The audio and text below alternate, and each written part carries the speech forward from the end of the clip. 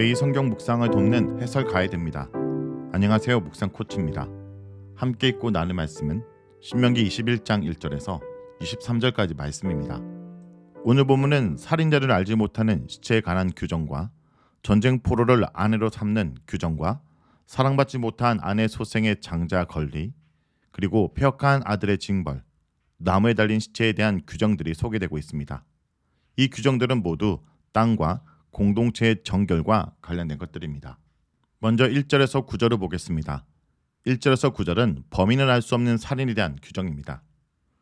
들판에서 피살된 시체를 발견했는데 범인이 누구인지 모를 때 어떻게 해야 되는지를 소개합니다. 이는 매우 냉혹한 행동의 결과를 보여줍니다.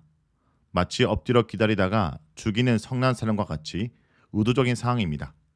살인범이 잡히지 않았기 때문에 땅은 피로 심각하게 더럽혀졌습니다.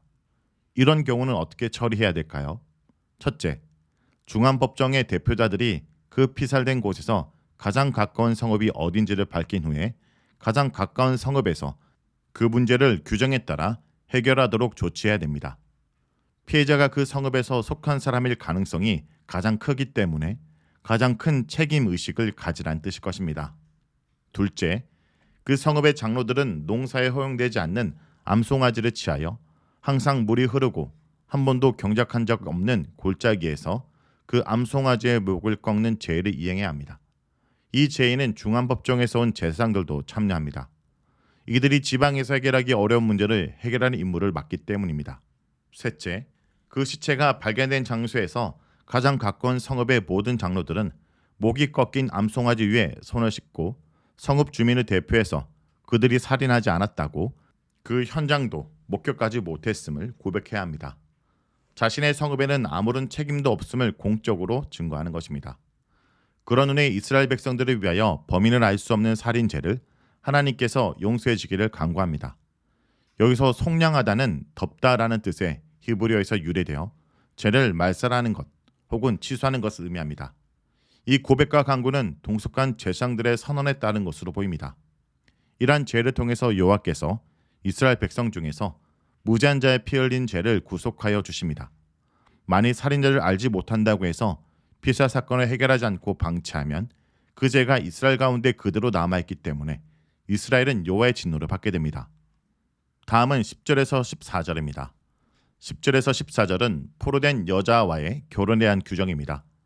전쟁에 나가서 승리한 이스라엘 군인은 전쟁 포로들 가운데 마음에 드는 여자를 아내로 맞는 경우를 언급하고 있습니다. 그러기 위해서는 자기 집으로 그 여자를 데려가서 머리를 밀고 손톱을 깎고 포로의 옷을 벗고 그녀의 부모를 위하여 한 달 동안 애곡하도록 합니다. 머리를 밀고 손톱을 깎는 것은 애곡하는 의식이지만 신분의 변화나 종교의 변화를 의미할 수도 있습니다. 여인은 이전에 믿었던 이교를 나타내는 외적 상징들을 제거함으로써 새로운 관계를 시작하는 것입니다. 특히 신분의 변화의 뜻은 포로의 옷을 벗고 새 옷을 갈아입는 데서 분명하게 드러납니다. 그 여인의 부모가 생존한 여부와 상관없이 그 여자가 다시는 부모를 보지 못한다는 이유 하나만으로도 애곡할 만합니다. 이 기간이 지난 뒤에 부부의 연을 맺을 수 있습니다. 그녀를 잡은 히브리는 이 문제에 대해서 어떤 권리도 없습니다.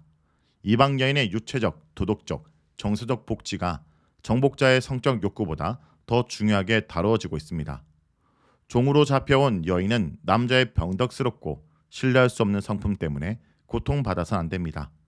어떤 이유에서든 이혼할 경우 그 여자는 자신의 길을 선택할 수 있습니다. 절대로 그녀를 팔거나 종처럼 취급해서는 안 됩니다. 그녀를 상품으로 여기지 않아야 합니다. 이 규정은 포로로 잡혀온 여자를 보호하기 위한 것입니다. 고대 근동 세계에서 패전국의 여자들은 승전국 군사들의 약탈의 대상이었습니다. 이스라엘 군사들은 전쟁의 승리가 여호와 하나님의 은혜란 사실을 기억해야 합니다. 그래서 약자를 다룰 때 여호와께서 자신들을 긍휼히 여기시는 것처럼 긍휼히 여겨야 합니다. 여호와 하나님은 종과 외국인, 가부를 돌보십니다. 여호와는 자비로우시기 때문에 그들의 복지뿐 아니라 잔인하게는 아닐지라도 이방 여인을 무심하게 다룰 만한 사람들에게서도 보호를 받도록 대비책을 마련하신 것입니다.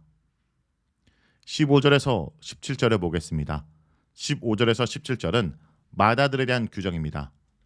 일부 일처가 창조 질서에 부합하지만 경우에 따라서 이스라엘에게 일부 다처가 허용될 것 같습니다.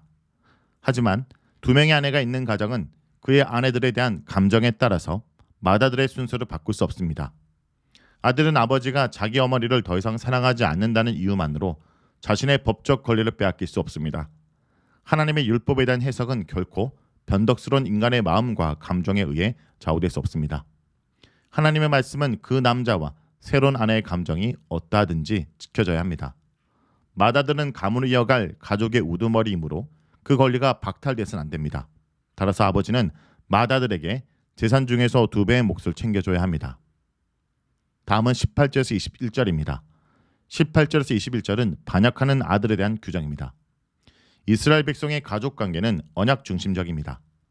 부모는 자녀에게 토라를 가르칠 의무가 있습니다. 따라서 부모의 가르침을 지속적으로 듣지 않고 계속 방황하며 방탕하고 술만 마시는 자녀는 공동체의 장로들에게 문제를 이양해야 합니다. 그러한 행동은 부모의 건의에 불순종하는 것이고 이스라엘 공동체의 기초가 되는 언약 질서에 완전히 벗어납니다. 그러한 생활 양상이 공동체 안에서 뿌리내려 악영향을 미치지 않도록 공동체 차원에서 돌로 쳐 엄중히 다스려야 합니다. 이것은 언약 공동체가 언약 질서에 순응하기 위하여 혈육 중심이 아니라 토라, 즉 언약 규정을 따름으로써 언약의 하나님 여호와 중심이어야 함을 명백히 보여줍니다. 22절에서 23절은 나무에 매단 시체에 대한 규정입니다.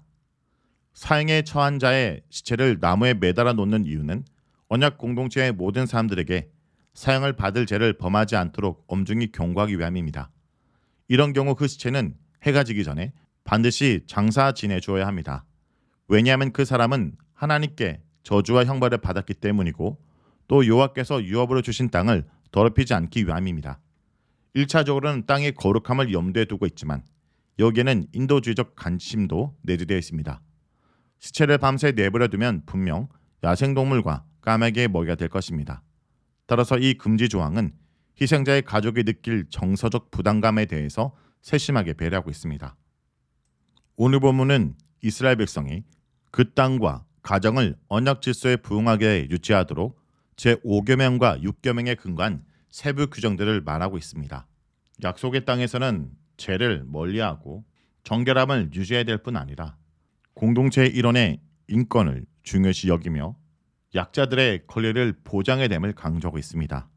성도 여러분, 오늘 주님께서 주신 내가 속한 그 공동체가 정결한 공동체 그리고 약자들을 돌보는 긍휼의 공동체가 될 수 있도록 돌아보며 말씀에 따라 순종하기 간절히 기도합니다.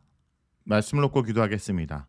주님, 오늘도 우리 개인의 감정보다는 하나님의 공의를 따르며 저와 제가 속한 곳이 거룩한 장소가 되도록 저를 사용하여 주시옵소서. 예수의 이름으로 기도합니다. 아멘.